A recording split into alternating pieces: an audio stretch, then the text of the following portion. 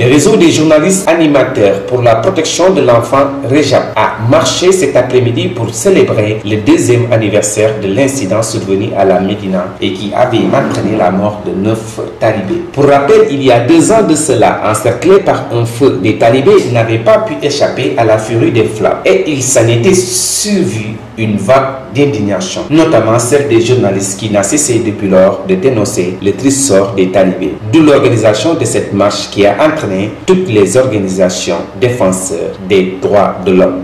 Bon, d'abord, je voudrais remercier les responsables de l'association des journalistes et animateurs pour la protection de l'enfance d'avoir eu la merveilleuse idée pour l'édition 2015 d'y associer le maximum d'organisations possibles.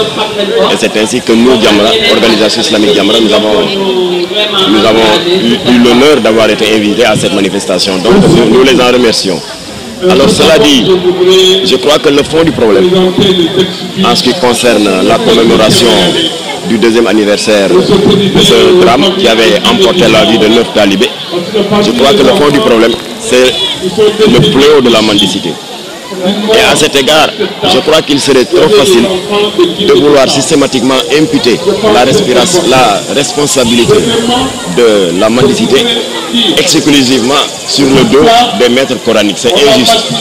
Il faut que nous ayons le courage de reconnaître que la responsabilité est partagée. La question des talibés est une responsabilité partagée. Voilà pourquoi cette marche partie de la mairie de Médina pour aboutir sur les lieux du drame a voulu être une occasion d'une grande campagne intitulée « Non aux talibés, oui au Nongodara ». Cette initiative du REJAP vise à démontrer le soutien sans faille des membres du réseau au projet de loi du gouvernement sénégalais sur la modernisation des écoles coraniques, dont la présidente d'honneur Marem Badiane, responsable des femmes de Benno Bokk Yakaar et présidente du mouvement des femmes de l'APR, fait l'esquive ici.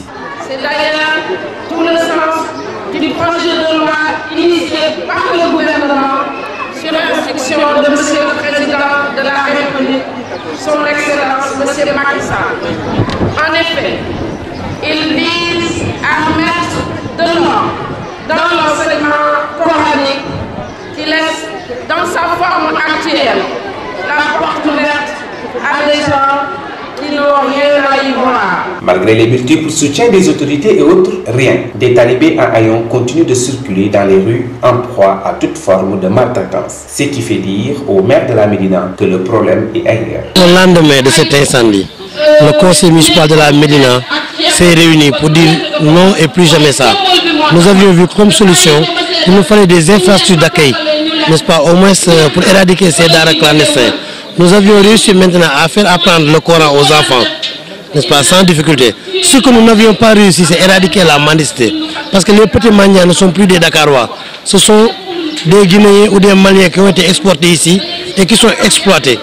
Donc je pense que c'est l'État qui doit prendre ses responsabilités et que les marabouts doivent céder aussi leur pression. Peut-être que la prochaine loi sur la modernisation des daras améliorera les choses. Pour le moment, la loi n'est même pas encore examinée en Conseil des ministres. On est en phase d'élaboration avec tous les acteurs qui sont impliqués, notamment les daras, les associations des enseignants coraniques et les chefs religieux. Nous, on a organisé un séminaire autour de cette loi. Donc on est en phase terminale.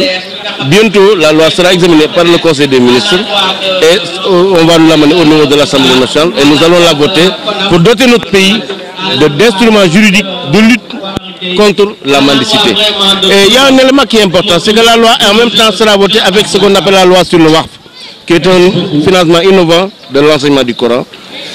Donc sous peu, je crois que ce qui s'est passé il y a 2 ans sera un mauvais souvenir pour notre pays parce que nous aurons les moyens de lutter contre la mendicité.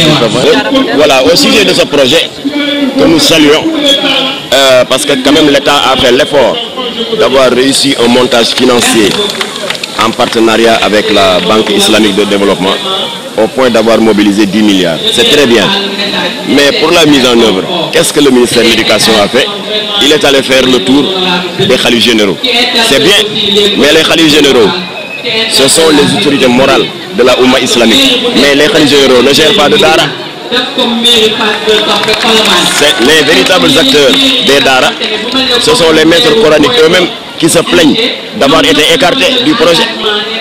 Alors, puisqu'il n'est jamais trop tard pour bien faire, je crois que l'État peut rattraper la balle au rebond. Plus jamais ça, c'est le cri de détresse que les journalistes et autres sympathisants ont encore lancé pour dénoncer le traitement des jeunes apprenants. Car désormais, il ne faut plus dire talibés, mais apprenants. Cependant, la situation de ces jeunes est loin d'être un problème de substantif. Mais qui sait, peut-être le début d'un commencement. Comme dirait l'autre, les mots ont un sens.